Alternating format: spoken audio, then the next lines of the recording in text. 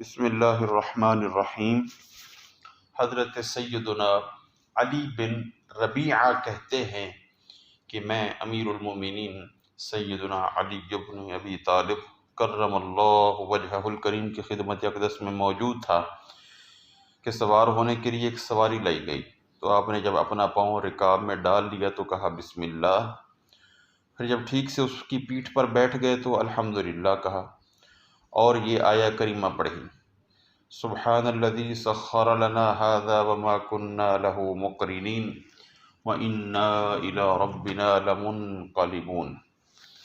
یعنی پاک ہے وہ ذات جس نے اس سواری کو، هذا سخر لنا هذا، اس کو یعنی اس سواری کو ہمارے لیے مسخر فرمایا، یعنی ہمارے تابع کر دیا، اور ہم اس کو اپنا تابع بنانے والے نہیں تھے۔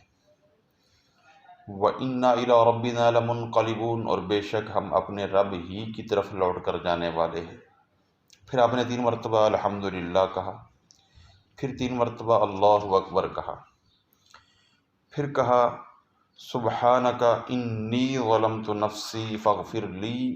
فإنہ لا یغفر الذنوب الا انت، سبحانک پاک ہے تو، یعنی اے اللہ تو پاک ہے، انی ظلمت نفسی بے شک میں نے اپنی جان پر ظلم کیا، فاغفر لی پس مجھے بخش دے، انہ لا یغفر الذنوب الا انت، بے شک نہیں گناہوں کو بخشتا مگر تو ہے، یعنی تیرے سوا کوئی گناہوں کو بخشنے والا نہیں ہے۔ یہ کہنے کے بعد آپ ہنس پڑے، تو آپ سے پوچھا گیا یا امیر المومنین آپ کس بات پر ہنسے ہیں؟ تو فرمایا کہ میں نے رسول اللہ صلی اللہ علیہ وسلم کو دیکھا تھا، آپ نے ایسا ہی کیا تھا، یعنی یہ کلمات کہے تھے جیسے میں نے کیا ہے، پھر آپ بھی ہنسے تھے،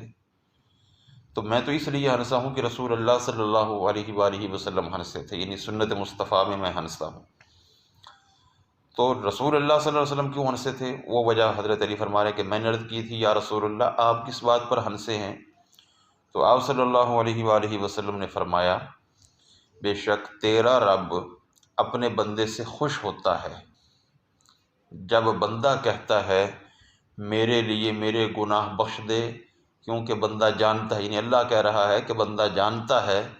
کہ میرے سوا گناہوں کو کوئی بخش نہیں سکتا، تو اللہ خوش ہوتا ہے، تو اللہ کی خوشی میں رسول اللہ صلی اللہ علیہ وسلم ہنسے، اور صحابہ رسول اللہ صلی اللہ علیہ وسلم کی سنت پوری کرتے ہوئے ہنسا کرتے تھے۔ اللہ ہمیں بھی اس سنت پر عمل کرنے کی توفیق نصیب فرمائے، آمین یا رب العالمین، بحرمت سید العالمین۔